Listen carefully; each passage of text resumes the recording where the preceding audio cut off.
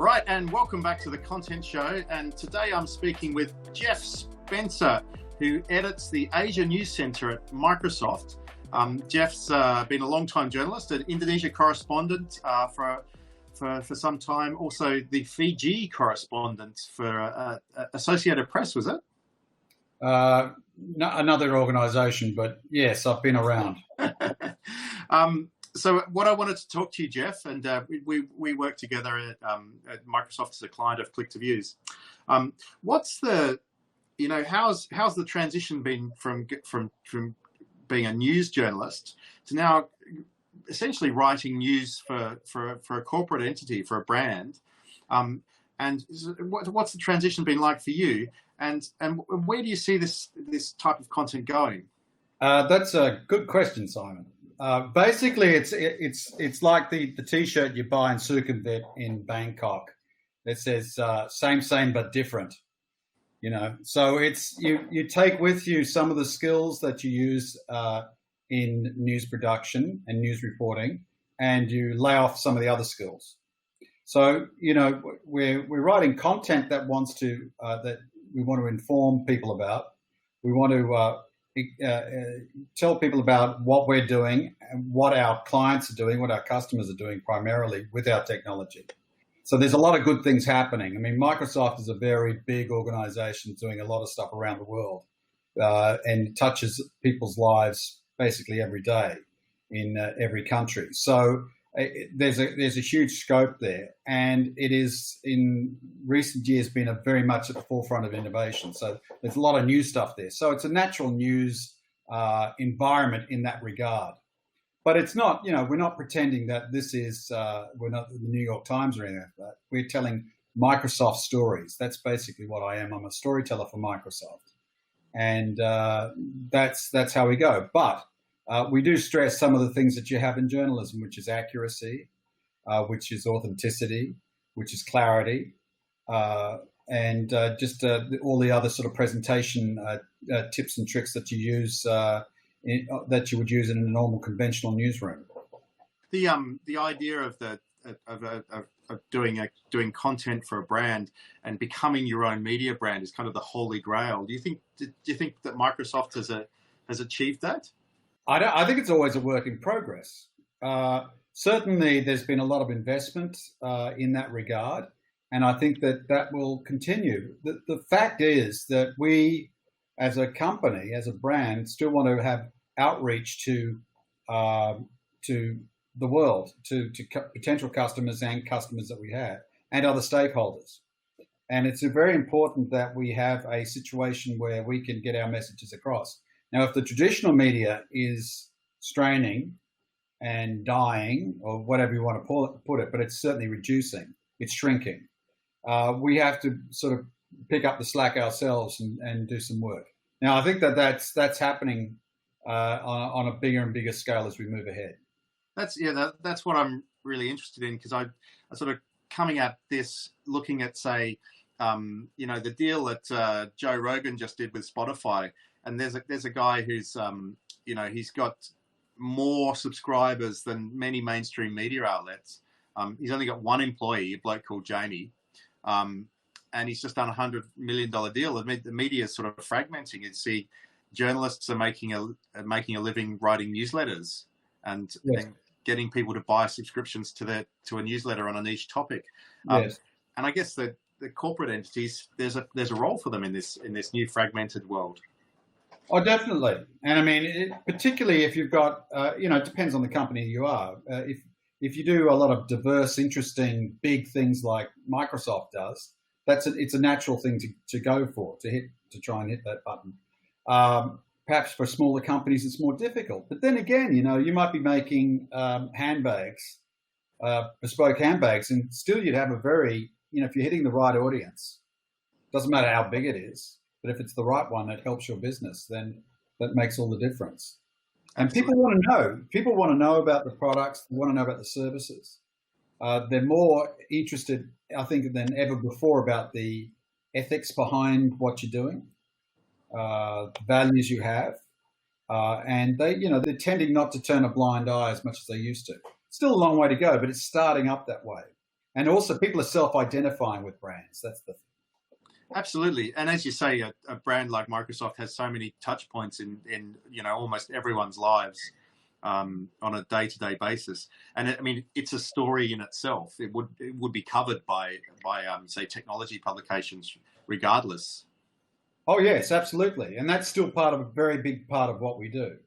Absolutely. But at the same time, those websites, newspapers, magazines, they're diminishing.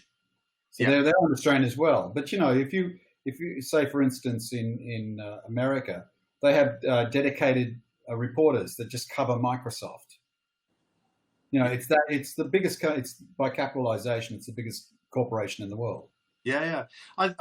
One of the other brands that is quite similar in terms of like it's doing lots of interesting engineering stuff is General Electric, and I actually read their email newsletter quite a bit just to see the latest cool things that they're doing in 3D printing or supersonic air travel. The storytelling is the eternal piece. It doesn't change.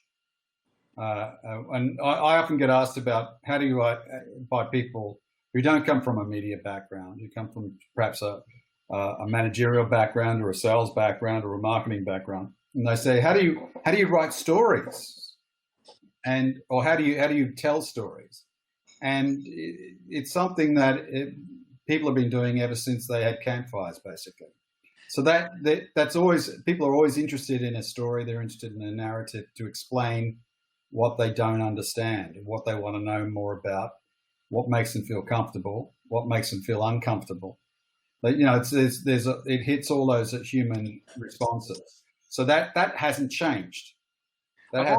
Delivery's changed, but not the actual essence of storytelling as far as the human dimension is concerned. I've always thought that companies could learn a lot from just having a journalist in-house looking for stories, identifying stories, because I'm sure there's a lot of stories that you've identified that have just been standing in front of people and they haven't really seen them because they haven't really understood the story. That's part of my job. It's part of my job, and I'd like it to be more part of my job, actually, but I've got to do other things.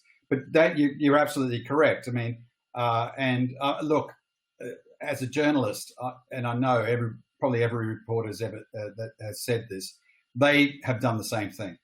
That there's an obvious story in front of you, and somebody else sees it, and they get the story, and you go, "Oh my hell, I could have had that story 2 weeks ago, or what?" And you get yourself. But it's absolutely correct. The other thing is that there's a disconnect between what some people in companies think is a good story, and the reality with the audience. And just because you in a company or your marketing team or your C-suite, whatever, think that there's say a multi-million-dollar deal, and they say this is a great story. Well, maybe it is, but maybe it isn't. Exactly. And it's a great deal, and there's nothing. No one's sniffing at great deals because that pays our salaries. But what is the real important thing is the connection that you can make with an audience. Why would somebody outside of your company, outside of your ecosystem, if you want to put it that way, want to spend their time reading or watching or listening to stuff that you're doing if it doesn't affect them, if it doesn't hit them in some way, it doesn't stir them, doesn't get that human response. So it's not about the big deals, it's about the actual effect. And again, I think this is happening more and more, that people are understanding that's where the storytelling comes in. It's not a press release about a deal. It's not a press release about a new distribution network. It's not a press release about a new warehouse that's going to get people excited. Yeah, and it's not promotional. It's interesting because it's interesting. Exactly. And what we spend a lot of our time, because of the nature of our company, is we're big believers in partners and customers. And what we do is we empower, what they say is we empower companies and partners and individuals to achieve more. And we write about what they're achieving. So we've made I think it's important to, certainly in our case and in companies like Microsoft that do services and products is one thing you can do is to show people how certain companies or individuals are doing more with the technology or the services that you are providing, the products you're providing. Not about the fact that you've got there's a new device that you put out. I mean, there is a place for that as well, but that's not a great story. Yeah. What's the reporting process like? Is it similar to the good old days when you're sort of just reporting into your editor or your editor in chief, and I've got a yarn, here it is, or is there a more a longer process as you decide on what story you're going to tell? A bit of both, really. In my case, because we're fairly, it's a smaller operation. But in America, where our headquarters are, they've got a large group and they have big editorial meetings. Yeah, and they work it out. They have editorial calendars and they have stakeholder reviews on content. It's very, very much a big thing. And I'm part of that. But I'm sort of part of their process. So, which is good. What if you had any advice for a journo just sort of stepping into the corporate storytelling world, what would it be? It ain't news, except when it is. There's a difference. Is that it's as I said before, it's same but different. Yeah. You have to know that you're not writing news, as in traditional news media, but you are writing something that's interesting, informative, accurate, and authentic. If you hit those sorts of points, then you're fine. And get used to a few more meetings. You've got to, and you've got to get used to managing stakeholder expectations. And, you've got to make sure that I would say, it's in the best interests of yourself, professionally, and in the company that you're working for, to maintain some editorial standards and some journalistic ethics. Make sure you're telling the truth is a good idea, because someone will find out that you're not, and then you've got a problem. Well, I think the media, the traditional media has harmed itself in many ways. And you look at a bloke like Joe Rogan. I mean, part of his appeal is he's authentic and he's trustworthy. But I think it's even more important for a big brand, a big public company, to be absolutely above reproach in terms of trust and authenticity and honesty in these things. Trust is the biggest commodity that we trade in. If people don't trust you, they don't buy you. People don't trust you, they don't use you. So, it's a downward spiral from there. If you don't have trust of your customers, if you don't have trust of society, then you're in big trouble. So it's the biggest thing, and it feeds into what, say, if you're getting an ex-journalist working in this sort of communications, content, strategy sort of work. It's very important that they maintain those sorts of standards, because it also works on a newspaper or a TV network. If people are, if they're putting up beat ups all the time, and it doesn't reflect what's really going on, then you've got a problem with your brand. Yeah. And just your news brand. Well, you can imagine for a corporate brand, it's a real problem. So you can do a lot of good by holding fast to your ethics and all the normal checks and balances that you go through editorially that you know about from your time in a newsroom.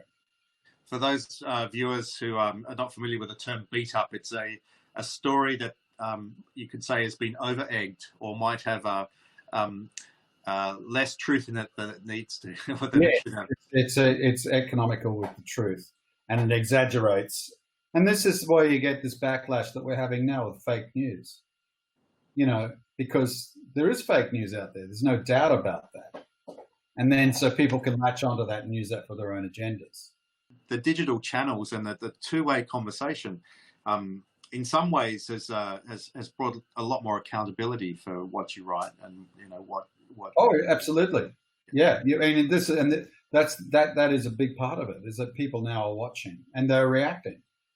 But it's so everything's changed. In the last 20 years, it's completely changed. I can't wait to see what it's going to be like in 10 years. I don't know. We'll find out. I mean, who knows? Who knows? I mean, who would have thought that, you've got so many newspapers have closed in the last year? Yeah, my first masthead just closed. It was announced last week. Yeah, and that's happening a lot. It's happening where we're from Australia. It's happening in the United States all the time. It's just this. We're changing business models. The industry is going through a lot of turmoil. That said, there's probably more people reading and accessing content and information than ever before in easier ways. I mean, everybody's been, say, this latest COVID shutdown, we've all been locked away in our homes, basically, but we're still very much in touch with what's going on. Yeah. And traffic's gone through the roof. Yeah, that's because of technology. So it's technology has broken some models, it's creating new models. It's always been thus.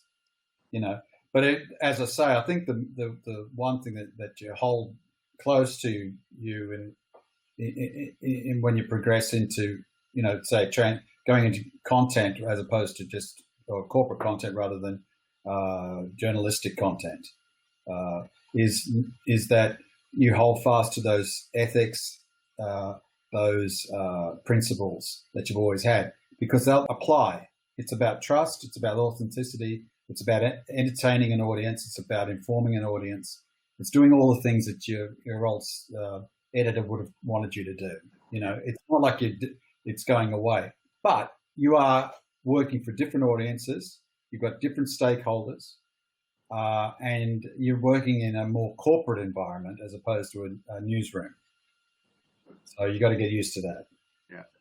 Well, Geoff, thank you very much. That was really interesting, and good luck with the sort of continuing this journey. You're kind of at the forefront of in some ways, a new field in journalism and storytelling. I hope it's a field, not a cliff. But yeah, it is something that has changed. It's something that people have to adapt to, because I think that's where it's going, very much so. Where I work, we're talking a lot about storytelling. We're not talking about press releases like they used to. Yeah. We're talking about storytelling. So there has to be a compelling story, and that's if anyone's worked in news, they know how to do it. So good luck, everyone that's going out in the big bad world. Thank you very much. Okay, mate. Talk to you later.